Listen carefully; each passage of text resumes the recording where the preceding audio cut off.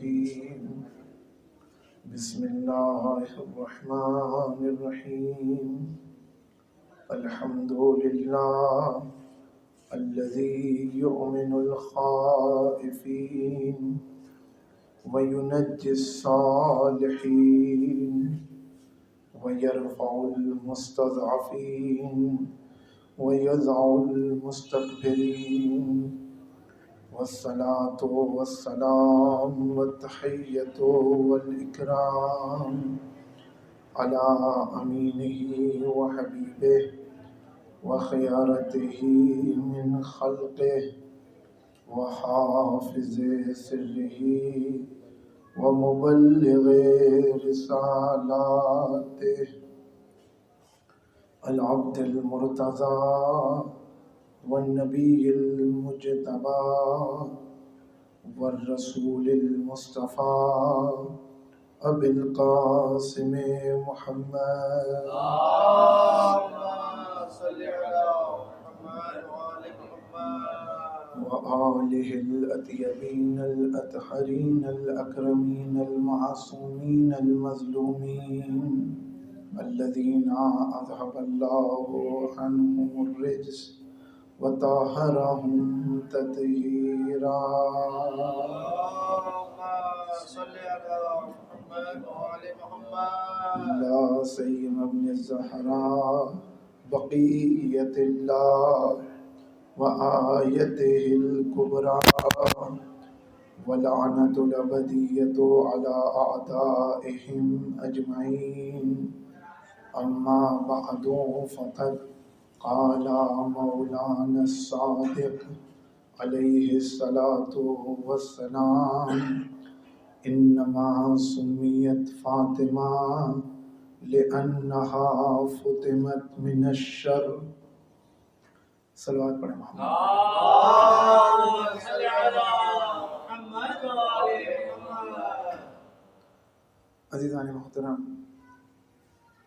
صادق آل محمد امام جعفر صادق علیہ الصلوۃ والسلام اپنی جدہ ماجدہ کے نام کے حوالے سے علت بیان کرتے ہوئے ارشاد فرما رہے ہیں کہ آپ کو فاطمہ کیوں کہا گیا.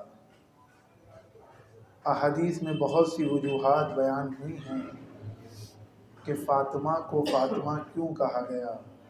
ان میں سے یہ ایک علت ہے کہ انما سمیت فاطمہ لأنہا فطمت من الشر، کہ جناب سیدہ کا نام اس لیے فاطمہ رکھا گیا چونکہ ان کو پروردگار عالم نے ہر قسم کے شر سے دور رکھا ہے. فطمت اے قطعت اے منعت، یعنی جو فطمت کا معنی ہے وہ یعنی قطع کر دیا گیا ہے، منع کر دیا گیا ہے، دور کر دیا گیا ہے شر سے. جناب سیدہ کو نام اسم گرامی جناب سیدہ سلام اللہ علیہا کی ایک علت ہے، ورنہ اور بھی علتیں ہیں، کبھی موقع ملا تو عرض کروں گا. ہمارے ہاں کیا ہوتا ہے، جب ہم نام رکھتے ہیں اور جب پروردگار اپنے بندوں کا نام رکھتا ہے تو اس میں زمین سے آسمان کا فرق ہے. ہمارے ہاں نام رکھا جاتا ہے، کیسے رکھتے ہیں؟ نام کا رکھ دیتے ہیں، رکھ دیا نا.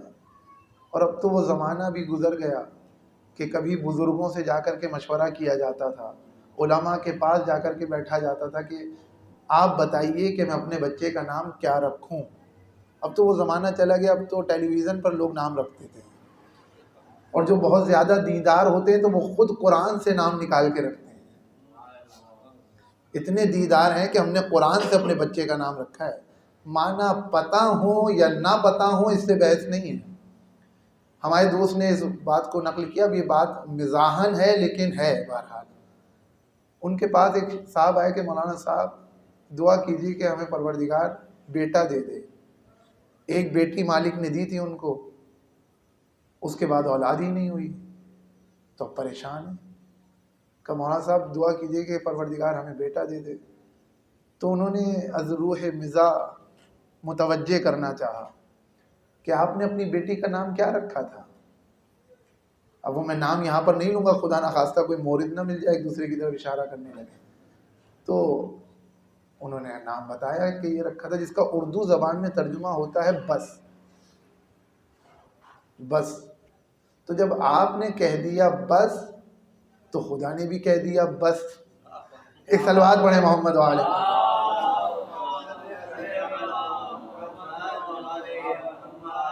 اور یہ میں نے کہا تو مزاح میں، لیکن یہ بات سنجیدگی سے اگر دیکھی جائے تو اس کے اندر واقعاً سنجیدگی پائی جاتی ہے.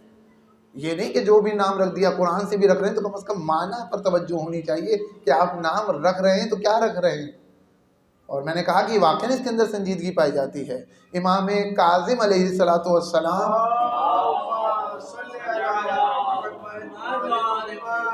کی ابھی ولادت ہوئی ہے، یعنی ابھی 1-2 دن گزرے ہیں.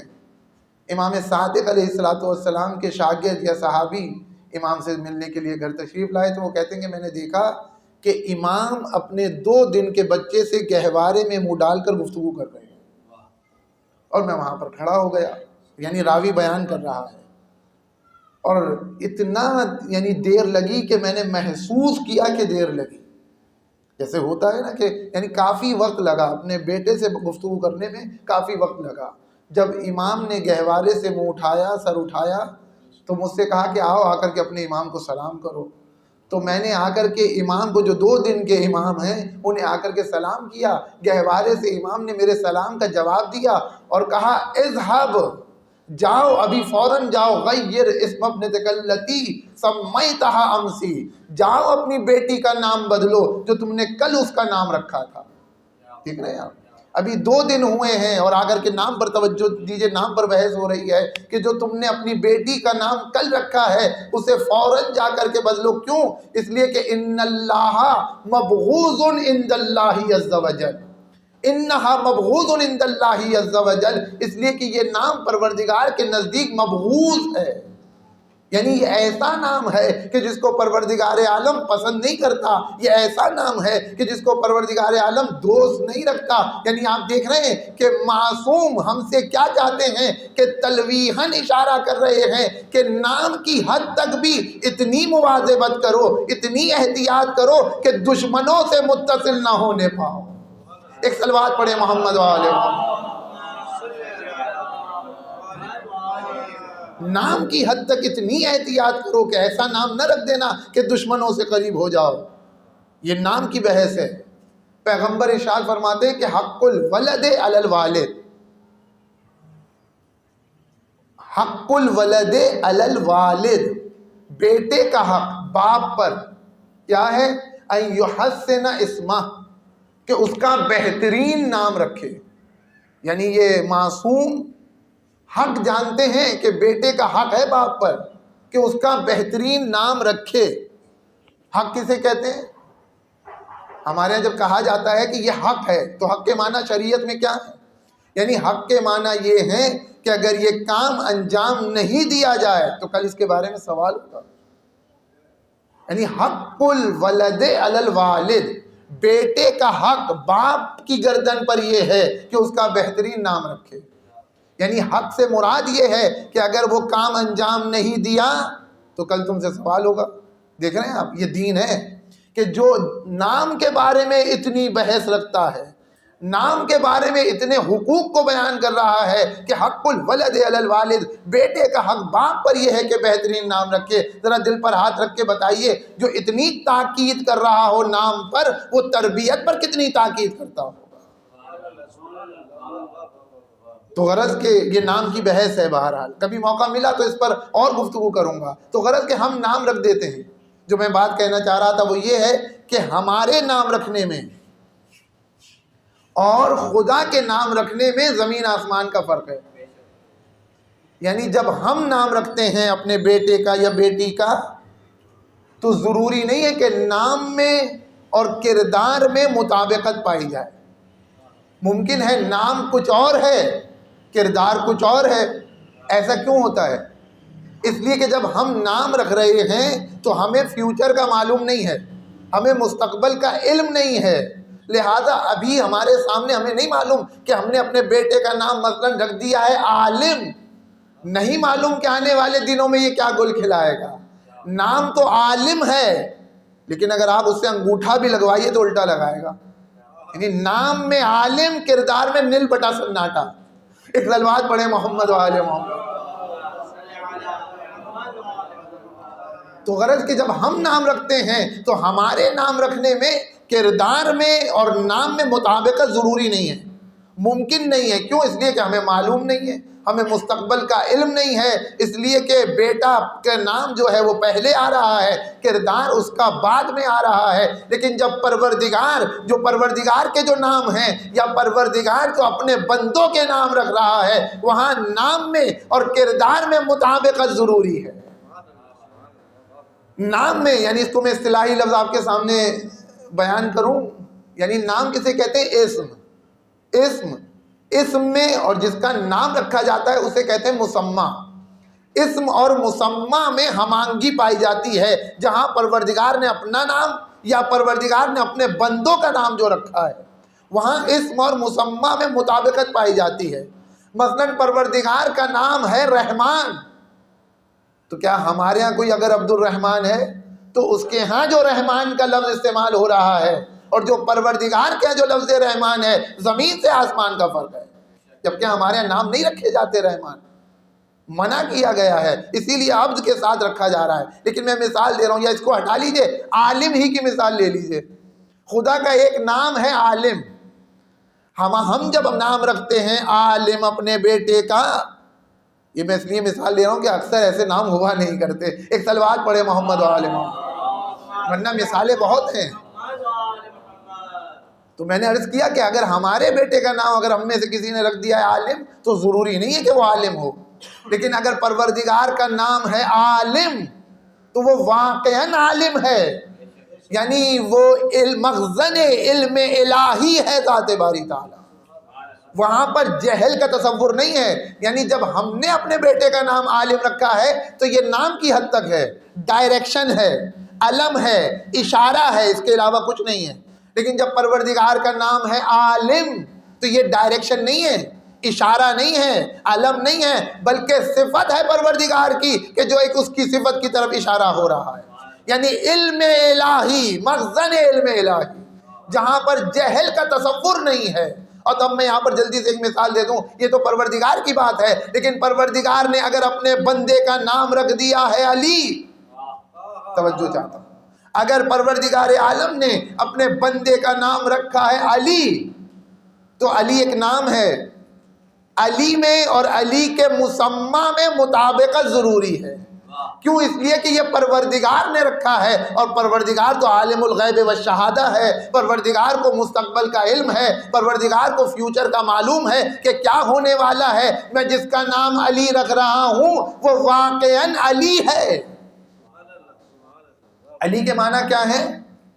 علی کے معنی ہے بلند۔ جب خدا نے اپنے بندے کا نام رکھ دیا علی تو پھر وہ ہے علی، علی یعنی بلند۔ اب اگر کوئی اسے دبانا بھی چاہے تو تب بھی وہ بلند ہے۔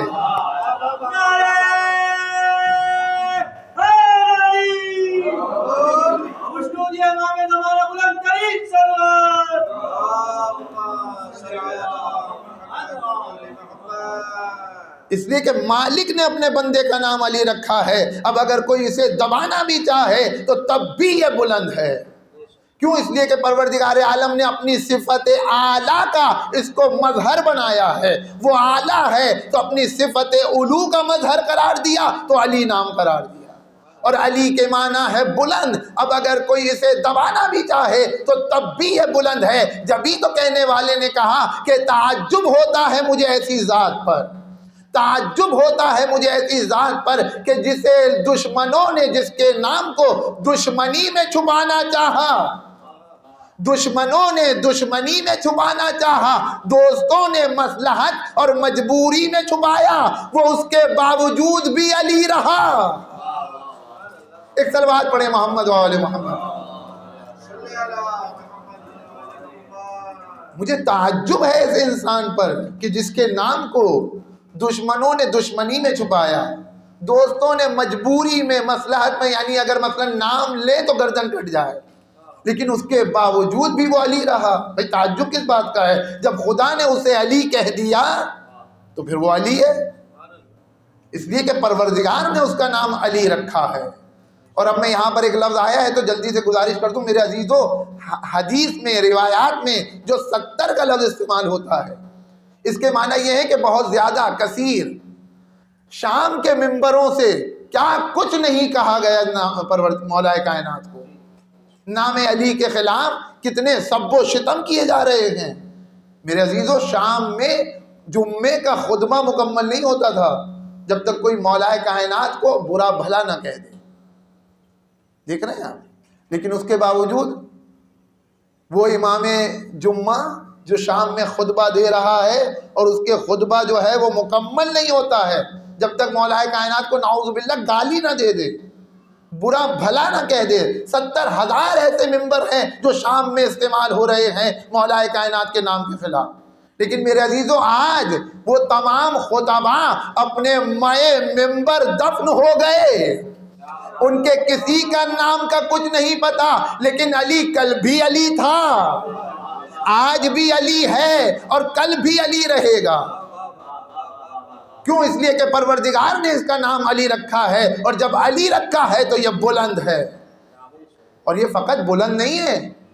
اور عجیب شاعر نے عجیب بات کہی ہے میرے عزیزو، ایسا نہیں ہے کہ فقط مولا علی بلند ہے، نہیں نہیں، یہ اس سے اوپر کی منزل ہے۔ کیا کہنا چاہتا ہے شاعر؟ شاعر کہتا ہے کہ قالو علی علی قلت لا، لوگ کہتے ہیں کہ علی بلند ہے، لوگوں نے کہا ہے کہ علی بلند ہے، لیکن میں کہتا ہوں کہ علی بلند نہیں ہے۔ قالو، کس نہج پہ گفتگو کر رہا ہے کہنے والا شعر کہنے والا شاعر کس نہج پر گفتگو کر رہا ہے کہ قالو علی علی قلت لا، لوگ کہتے ہیں کہ علی بلند ہے، میں کہتا ہوں نہیں، پھر کیا ہے کہ فَإِنَّ الْعُلَا بِعَلِيٍّ عَلَا، ارے یہ بلندیاں ہیں جو علی کی وجہ سے بلند ہیں۔ ایک صلوات پڑھے محمد و آل محمد پر۔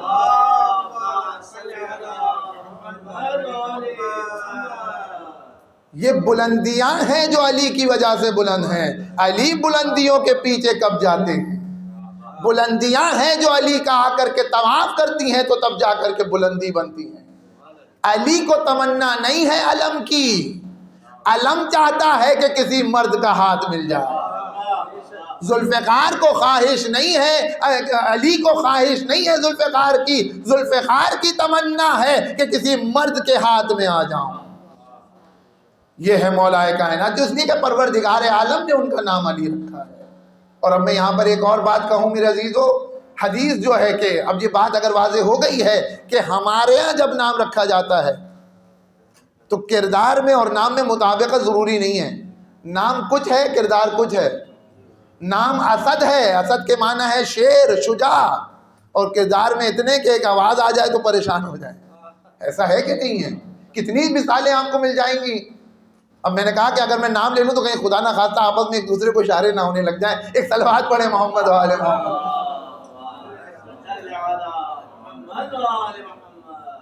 اسی طریقے سے پروردگار عالم نے اپنی کنیز کا نام رکھا ہے انما سمیت فاطمہ۔ توجہ چاہتا ہوں کہ جناب سیدہ کا نام فاطمہ رکھا گیا ہے۔ کیوں رکھا گیا ہے؟ کہ لِأَنَّهَا فُتِمَتْ مِنَ الشَّرِّ، اس لیے کہ انہیں ہر قسم کے شر سے محفوظ رکھا گیا ہے، دور کر دیا گیا ہے۔ اے منعت، اے قطعت، ہر طرح کے شر سے جناب سیدہ کو دور رکھا گیا ہے۔ اور جب مطلق شر کی نفی ہو جائے تو اس کا مطلب کیا ہے؟ وہ ذات خیر محض ہے، وہ ذات خیر محض ہے۔ اب یہ میں بریکٹ میں ایک بات کہہ رہا ہوں کہ یہ رہ نہ جائے، وہ یہ کہ میرے عزیزو، ہر نام علی، ہر نام فاطمہ، ہر نام حسین، ہر نام حسن محترم نہیں ہے۔ توجہ کیجیے گا، بات سخت ہے لیکن اس کو محسوس کیجیے، میں کہنا چاہ رہا ہوں میں نے اپنے بیٹے کا نام علی رکھ دیا تو یہ لفظ علی محترم نہیں ہے کہ جس کا مسمى میرا بیٹا ہے۔ مثلا یعنی نام جس کا ہے اس کا مسمى میرا بیٹا ہے، تو یہ لفظ علی محترم نہیں ہے. یعنی ایسا نہیں ہے کہ جہاں لفظ علی دیکھا چومنا شروع کر دیا. نہیں، وہ لفظ علی محترم ہے کہ جس کا مسمى مولائے کائنات ہے. وہ لفظ فاطمہ محترم ہے جس کا مسمى جناب سیدہ ہیں. وہ لفظ حسن محترم ہے کہ جس کا مسمى امام حسن ہے. وہ لفظ حسین محترم ہے کہ جس کا مسمى امام حسین ہے. اور اسی لیے اگر آپ اس چیز کو میں اس لیے بیان کر رہا ہوں، اکثر لوگ سوالات کرتے ہیں کہ ایران میں قبرستان پہ لوگ پیر رکھتے ہوئے چلے جاتے ہیں، نام لکھے ہوئے ہوتے ہیں، کسی کا حسن ہے، کسی کا حسین ہے، کسی کا علی ہے. میں شرعی بات کر رہا ہوں، عقیدت سے بحث نہیں ہے. شرعیت یہ کہتی ہے کہ وہ لفظ علی محترم ہے جس کا مسمى مولا کائنات. یعنی یہ وہ لفظ علی جس کا مسمى مولا کائنات ہے. اس لفظ کو بغیر وضو کے آپ چھو نہیں سکتے، اس لیے کہ ابھی تم اس قابل نہیں ہوئے ہو کہ جب تک تمہارے اندر طہارت نہ آ جائے، طہارت معنوی نہ آ جائے، جب تک تم اسم علی کو، وہ اسم علی جس کا مسمى مولا کائنات ہے، اس کو چھو نہیں سکتے. ذرا دل پر ہاتھ رکھ کے بتائیے کہ جس کے نام کو چھونے کے لیے اتنی طہارت درکار ہو، اس کی ذات تک پہنچنے کے لیے کتنی طہارت درکار ہو. ایک صلوات پڑھے محمد وآل محمد.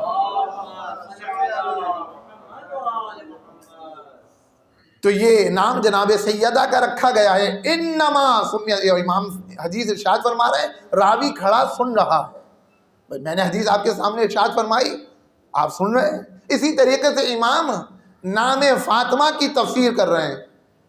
انما سمیت فاطمہ لانہا فطمت من الشر. کب؟ جب انہوں نے 9 نام گنوائے کہ پروردگار کے نزدیک جناب سیدہ کے 9 نام ہیں. لأنها 9 اسماء عند اللہ عز وجل.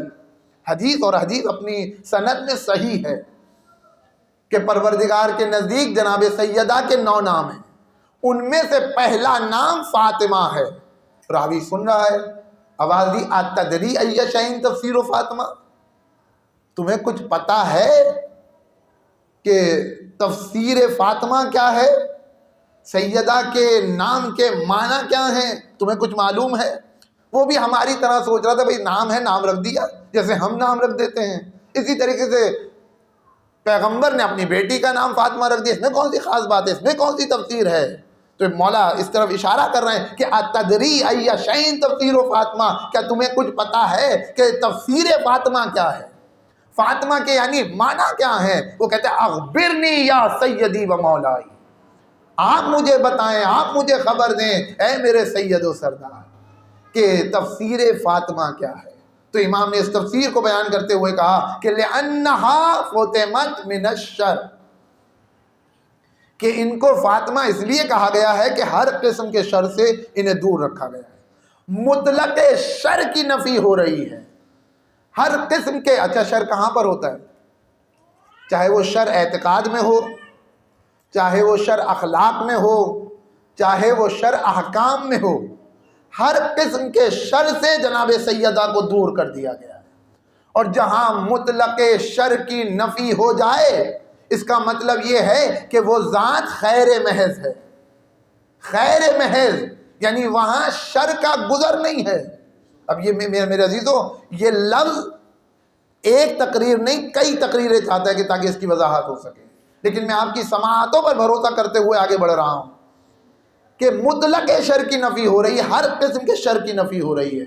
اور جس ذات سے ہر شر کی نفی ہو رہی ہو، وہ ذات خیر محض ہے. اب میں ایک خیر کی آپ کو مثال دے دوں تاکہ بات بچوں تک پہنچ جائے. خیر محض ہے، خیر محض یعنی شر کا گزر نہیں ہے.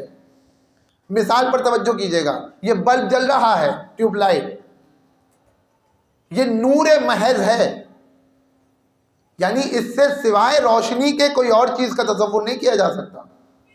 یہ نور محض ہے. نہیں، لائٹ کو چھوڑ دیجئے، ابھی صبح ہونے دیجئے، سورج نکلنے دیجئے، سورج کو دیکھ لیجئے گا. سورج نور محض ہے. سورج، شمس، آفتاب، جو بھی آپ نام دیں، نور محض ہے. یعنی اس سے تاریکی کا تصور نہیں ہے. یعنی آپ یہ نہیں کہہ سکتے کہ آج سورج نکلے مثلا تاریکی دے، ہو سکتا ہے؟ کا ہو ہی نہیں سکتا، اس لیے کہ وہ نور محض ہے۔ میں اور مثال کو واضح کروں، آپ سورج کے نیچے آ جائیے اور سورج کی تعریفیں کریں۔ سورج دن لاتا ہے، سورج دھوبی کے کپڑے کو سکھا دیتا ہے، سورج پھل پکا دیتا ہے، سورج پودا اگا دیتا ہے۔ آپ سورج کی تعریفیں کریں تو کیا وہ نور زیادہ دے دے گا؟ نہیں، وہ نور محض ہے، تب بھی وہ نور افشانی کرے گا، کیونکہ اس کا کام ہے نور دینا۔ آپ اس کی برائی کیجئے، آپ اسے گالیاں دیجئے، تب بھی وہ نور دے گا، تب بھی وہ نور دے گا۔ آپ اس کو برا بھلا کہیے، تب بھی وہ نور دے گا، کیونکہ اس کا کام نور دینا ہے۔ اسی طریقے سے سیدہ خیر محض ہیں، سیدہ خیر محض ہیں، یعنی چاہے انہیں کوئی اچھا کہے تب بھی خیر، اور اگر کوئی ان کے ساتھ یعنی جناب سیدہ اگر کسی سے منہ موڑ لے تب بھی خیر۔ نہیں، میری بات واضح نہیں ہوئی، ایک صلوات پڑھے محمد و آل محمد۔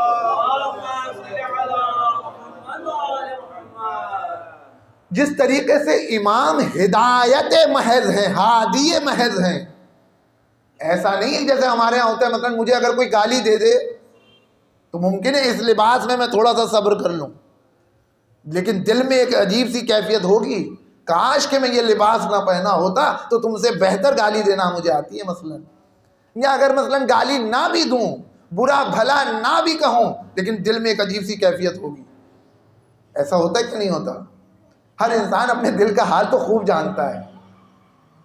کسی نے کچھ کہہ دیا، اب کہہ تو نہیں پا رہے ہیں، معاشرے میں ایک نام ہے مثلا عزت ہے، ادارہ ترویج سوسخانی یا جو بھی محترم ہے کا کچھ کہہ تو نہیں سکتے، لیکن دل میں ایک عجیب سی کھلبلی مچی ہوئی ہے، اور کہیں موقع پایا تو کم از کم طنز تو کر ہی دیا۔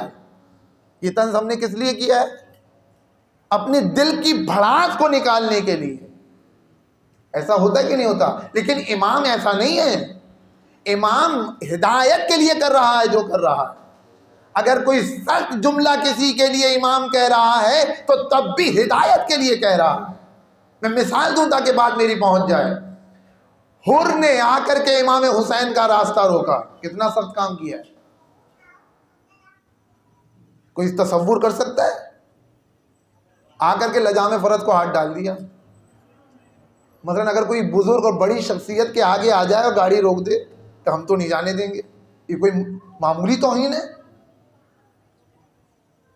امام حسین حجت خدا ہیں، امام وقت ہیں، ہادی برحق ہیں، آ کر کے حر نے راستہ روک دیا۔ تو امام نے ایک جملہ کہا، سکلت کا امو کا یا حر، یا سکلت امو کا یا حر، اے حر تیری ماں تیرے ماتم میں بیٹھے کیا چاہتا ہے؟ آپ بتائیے دل پر ہاتھ رکھ کے، کیا یہ مولا حر کی توہین کر رہے ہیں؟ حر کوئی معمولی آدمی نہیں ہے، ہزاروں کا رسالہ لے کر کے آیا ہے، ہزاروں کا سپاہ سالار ہے حر، یعنی ہزاروں کے لشکر کا سپاہ سالار ہے، کوئی معمولی آدمی نہیں ہے حر۔ اور ایسے میں امام کہہ رہے ہیں کہ تیری ماں تیرے ماتم میں بیٹھے، اور عرب میں ایسا جملہ کہنا، ماں کو یاد کر لینا بھرے مجمع میں، اس کو توہین سمجھا جاتا تھا۔ کہ آپ دل پر ہاتھ رکھ کے بتائیے امام توہین کر رہے ہیں؟ نہیں، امام توہین نہیں کر رہے۔ امام نے یہ جملہ حر کی ہدایت کے لیے کہا ہے کہ میں حجت خدا ہوں، میں امام وقت ہوں، تم نے میرا راستہ روکا ہے، تم نے مجھے ناراض کیا ہے، مجھے ناراض کیا ہے یعنی خدا کو ناراض کیا ہے، اور اب میں تمہیں متوجہ کر رہا ہوں کہ میں ناراض ہوں۔ یعنی کیا مطلب؟ اب بھی وقت ہے، جاگ جا، اب بھی وقت ہے، سویرا ابھی بھی ہے، اگر ابھی بھی تو سدھر جائے تو تیرے لیے راستہ جنت کا کھلا ہے۔ یعنی میں مثال دوں تاکہ بات واضح ہو جائے، یہ خیر ہے یا شر ہے؟ یہ جو سکلت امو کا یا حر جو کہا ہے، یہ شر ہے یا خیر ہے؟ یہ خیر ہے، چونکہ خیر محض ہیں۔ یا جناب سیدہ کسی سے منہ موڑ رہی ہیں تو خیر ہے اس کے لیے، اگر جناب سیدہ کسی کے لیے وصیتیں سخت ترین کر رہی ہیں تو یہ خیر ہے اس کے لیے، یعنی تم نے مجھے ناراض کیا ہے اور ہم چاہتے ہیں کہ تمہاری ہدایت ہو جائے، آخر وقت تک ہم چاہتے ہیں کہ تمہاری ہدایت ہو جائے۔ مثال، ڈاکٹر جو آپریشن کرتا ہے، یعنی کسی کا پیٹ کاٹ دینا، خیر ہے یا شر ہے؟ کسی کے جسم پر چیرا لگا دینا آپ بتائیے کا شر ہے؟ لیکن اگر یہی کام ڈاکٹر کرے تو خیر ہے. کیوں؟ اس لیے کہ جب تک یہ چیرا کر کے، چیرا لگا کے، پیٹ کاٹ کے، جب تک غدہ سرطانی کو، چونکہ اس کے پیٹ میں کینسر ہے، مثلا میں مثال دے رہا ہوں، اس کے پیٹ میں کینسر ہے، جب تک اس غدہ سرطانی کو نہیں نکالا جائے گا جب تک یہ صحت یاب نہیں ہوگا. تو یہاں پر جو ڈاکٹر چیرا لگا رہا ہے تو یہ اس کے لیے شر نہیں ہے، اس کے لیے خیر ہے. اب جو امام کہہ رہے ہیں سکلت امک یا حر، یہ حر کی توہین نہیں کر رہے ہیں بلکہ یہ وہی آپریشن ہو رہا ہے. تو ایک صلوات پڑھے محمد و آل محمد.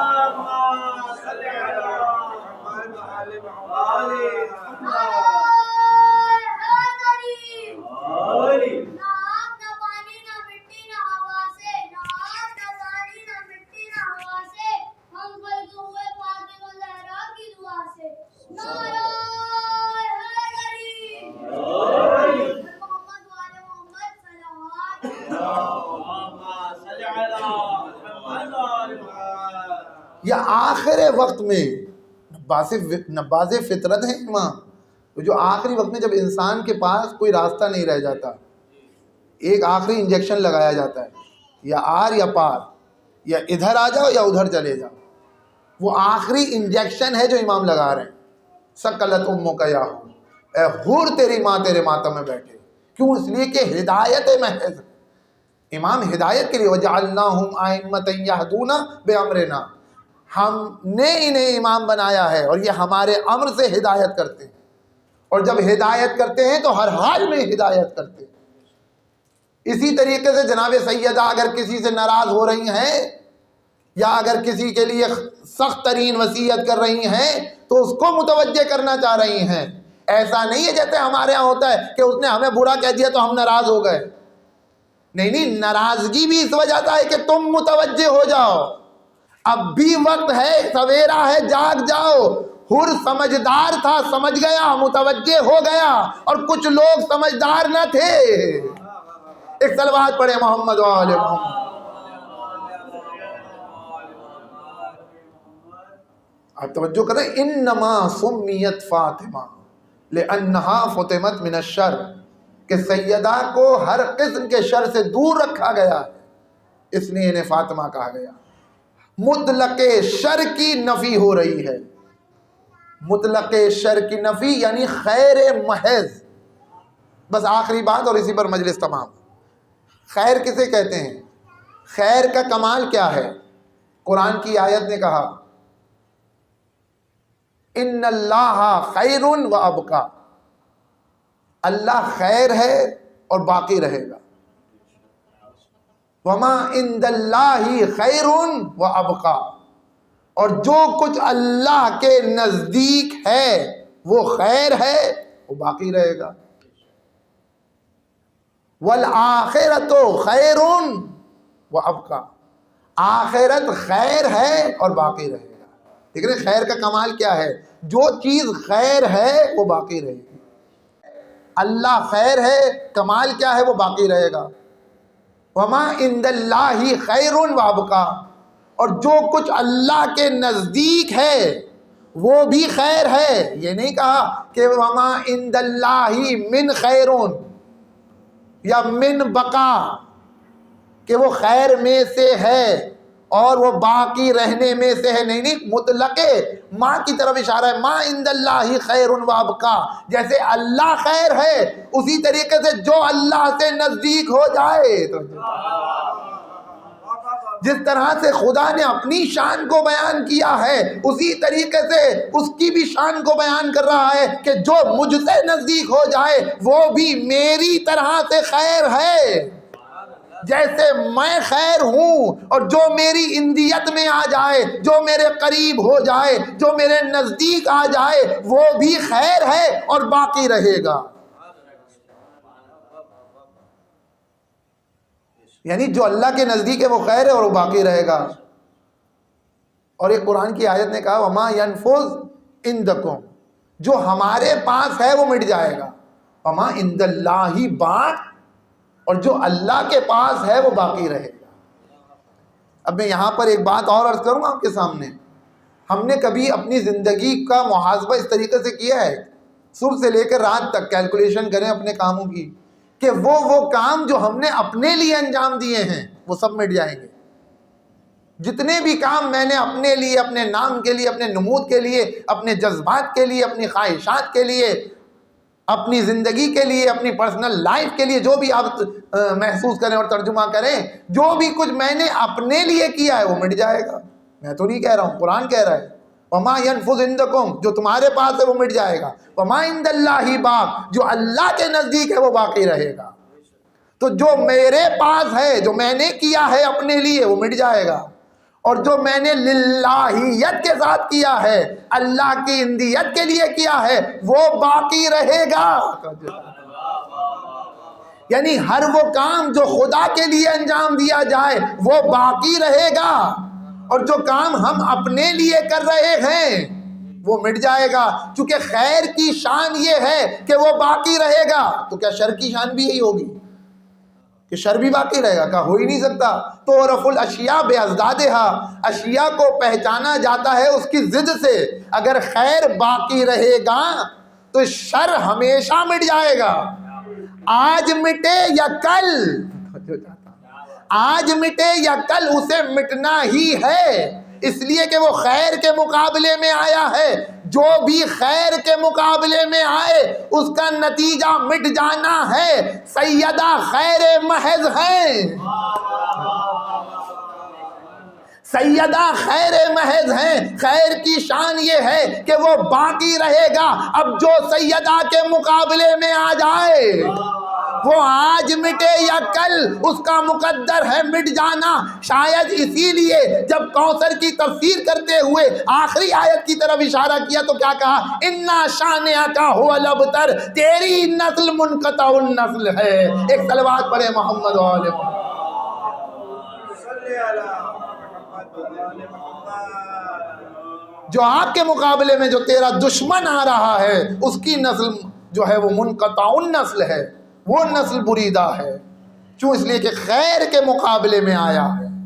خیر کی شان ہے باقی رہنا، اور جو خیر کے مقابلے میں آ جائے اس کو مٹ جانا ہے. آج مٹے یا کل مٹے. سیدہ خیر محض ہیں. میں ایک مثال دے کر بات کو تمام کر رہا ہوں. اللہ خیر ہے، وما ان اللہ خیر وابقا، اللہ خیر ہے باقی رہے گا. وما عند اللہ خیر وابقا، اور جو اللہ کے نزدیک ہے وہ بھی خیر ہے اور باقی رہے گا. یعنی آپ عجیب دیکھیں، کیفیت عجیب ہے قرآن کی آیت کی کہ جو اپنی شان بیان کر رہا ہے خدا، ویسی ہی شان اس کی ہے کہ جو میرا آئینہ بن جائے، جو میری اندیت میں آ جائے میں اس کو بھی باقی رکھوں گا. میں مثال دوں، کیوں؟ اس لیے کہ اس نے کسی بزرگ کو کسی بزرگ کے حوالے کر دیا ہے اپنے آپ کو، کسی بزرگ کے سپرد کر دیا ہے اس نے اپنے آپ کو، اور بزرگ کی شان یہ ہے کہ وہ باقی رہے گا. مثال کیا ہے؟ توجہ کریں. ابھی آپ ایک قطرہ زمین پہ گرائیے، یہ کب تک باقی رہے گا؟ 5 منٹ، 5 گھنٹے، 5 دن، اس سے زیادہ تو نہیں. مٹ جائے گا. ابھی دن نکلنے دیجئے، سورج آ جائے تو 2 منٹ میں مٹ جائے گا. لیکن یہی قطرہ کچھ آگے جا کر کے سمندر میں ڈال دیجئے، کب مٹ جائے گا؟ کہ نہیں، اب نہیں مٹے گا، اب یہ باقی رہے گا. کیوں؟ اس لیے کہ اس نے اپنے آپ کو کسی بزرگ میں فنا کر دیا. اب اگر تمہیں اسے مٹانا ہے تو پہلے سمندر کو مٹانا ہوگا. جب تک سمندر باقی ہے یہ قطرہ باقی رہے گا. اس لیے کہ اس قطرے نے اپنے آپ کو کسی بزرگ کے حوالے کر دیا ہے. سیدہ خیر محض ہے اور سیدہ باقی رہیں گی. اگر تم چاہتے ہو کہ اگر خیر محض سے نزدیک ہو جاؤ گے تو تم بھی باقی رہو گے، ورنہ فنا ہو جاؤ گے. ایک صلوات پڑھے محمد والے.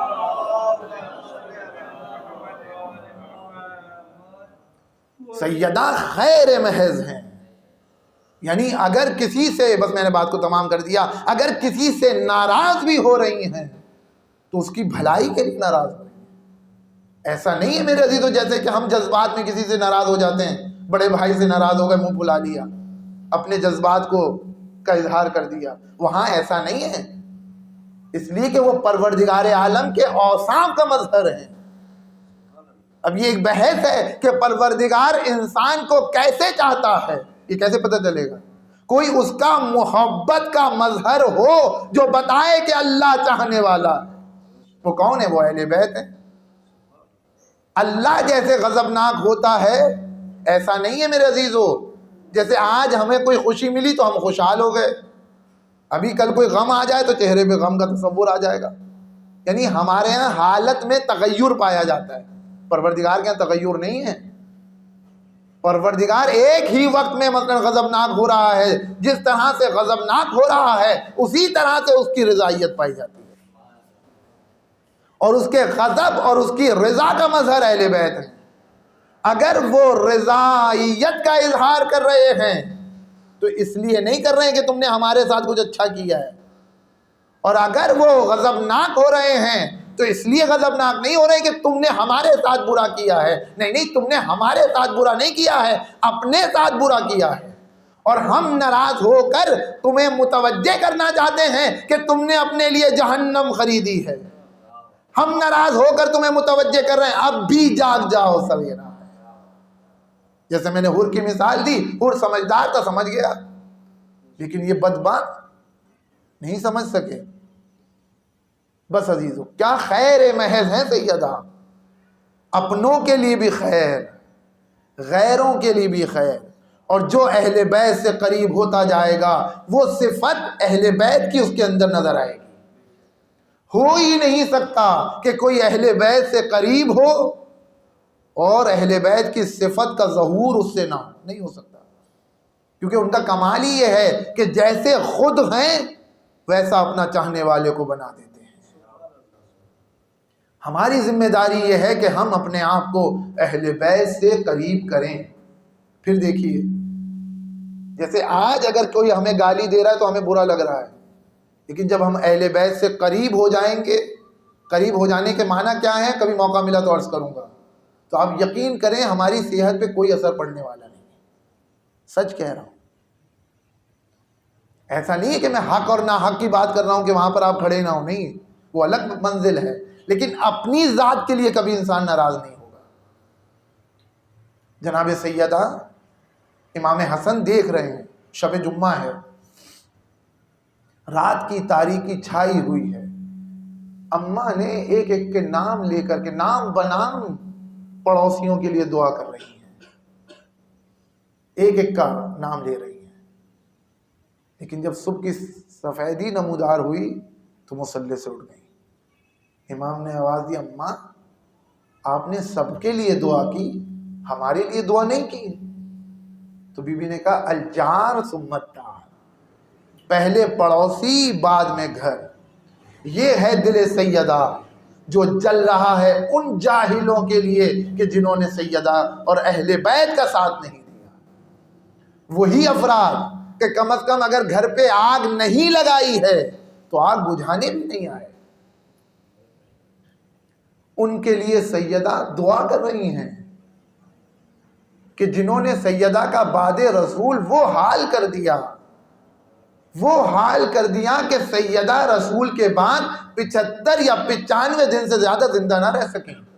ذرا سوچئے، ذرا دل پر ہاتھ رکھ کے بتائیے کہ آپ نے کوئی ایسی خاتون 18 برس کی خاتون دیکھی ہے کہ جس کو کوئی مرض نہ ہو، جس کو کوئی عارضہ نہ ہو، اور وہ اٹھے تو عصا کے سہارے سے اٹھے اور وہ چلے تو عصا کے سہارے سے چلے؟ یہ کیسی حالت بنا دی ہے امت نے، یہ کس مقام پر لے آئی ہے امت کہ عصا کا سہارا لے کر کے چل رہی ہیں. اور جب بھی یہ بات میرے ذہن میں آتی ہے میرے عزیزو دل آب ہو جاتا ہے کہ اہل بیت کی 2 فرد ایسی ہیں جو جوانی میں بوڑھی ہو گئی. آپ کو معلوم ہے کون؟ ایک 18 برس کی سیدہ اور ایک 22 برس کے سید سجاد. سیدہ کو ٹوٹی ہوئی پسلیوں نے سیدھا کھڑے ہونے نہ دیا، سید سجاد کو توق خاردار نے سیدھا نہ کھڑے ہونے دیا. یہ چلے تو عصا کے سہارے سے، وہ چلے تو عصا کے سہارے سے، کہ جوانی میں ناتوانی چھا گئی. کم سنی میں کمر جھک گئی، کیا حال کر دیا ہے سیدہ کا۔ بس میرے عزیزو مجلس تمام ہو گئی۔ ایک دن اسما نے دیکھا کہ سیدہ اپنے کام خود انجام دے رہی ہیں۔ اسما خوشحال ہوئی، کہا بی بی آج تو آپ کی طبیعت بحال نظر آ رہی ہے۔ کہاں اسما، میرے لیے پانی کا اہتمام کرو، غسل کروں گی۔ سیدہ نے غسل کیا۔ 75ویں دن کے روایت کے اعتبار سے 13 جمادی الاولیٰ، 95ویں دن کی تاریخ کے اعتبار سے 3 جمادی الثانی کا دن تھا کہ سیدہ اپنے کام خود انجام دے رہی ہیں۔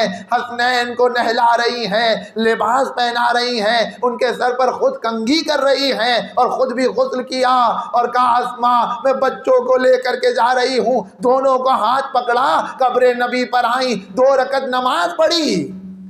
مغرب اور عشاء کے درمیان سیدہ دنیا سے گئی ہیں۔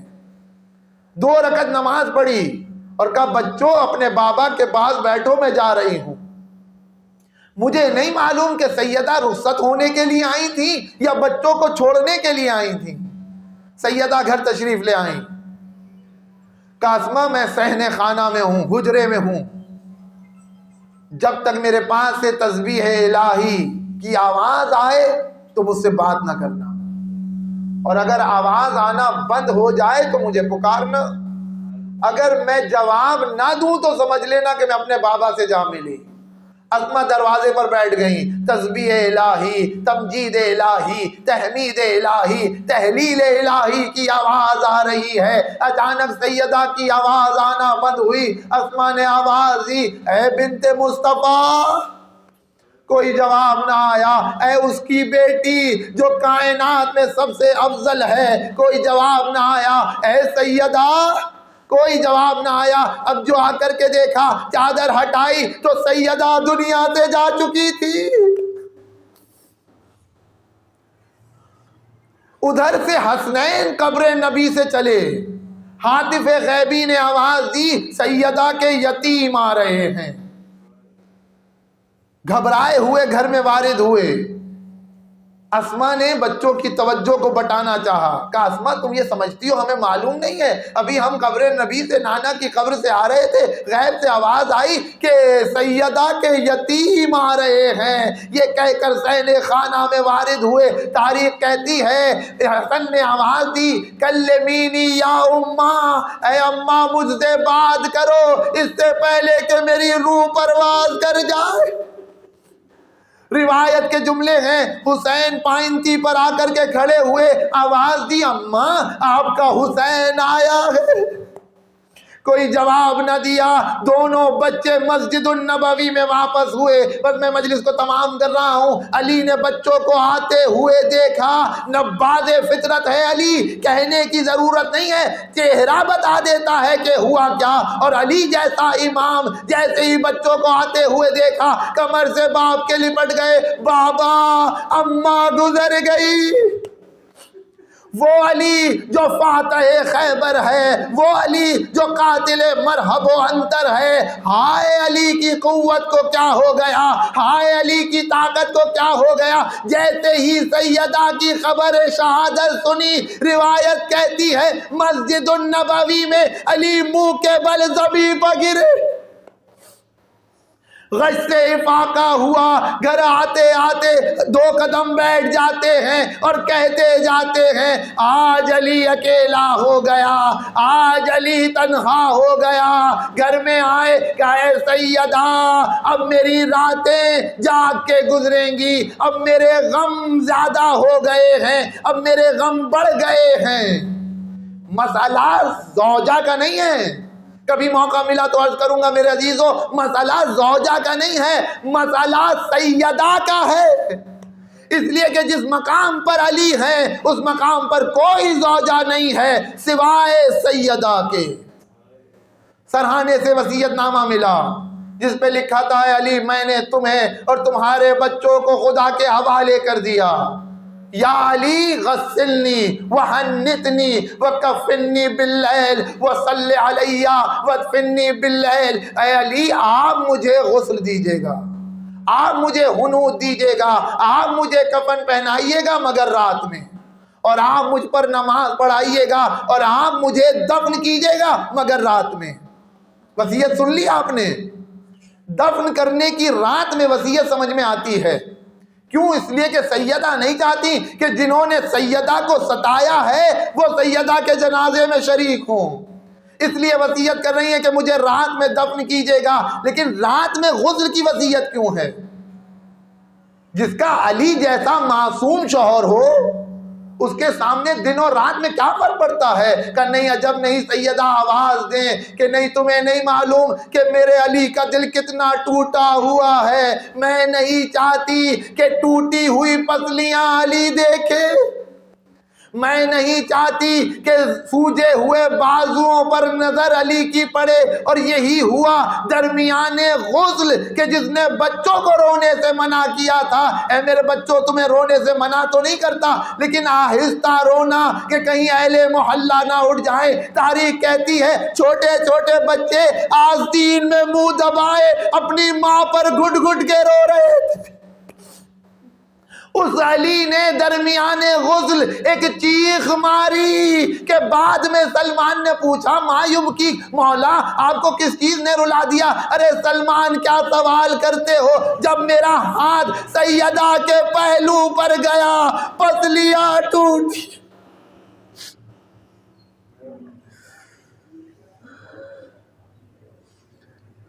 سَيَعْلَمُ الَّذِينَ ظَلَمُوا أَيَّ مُنقَلَبٍ يَنقَلِبُونَ إِنَّا لِلَّهِ وَإِنَّا إِلَيْهِ رَاجِعُونَ إِنَّا لِلَّهِ وَإِنَّا إِلَيْهِ رَاجِعُونَ. ماتم حسین.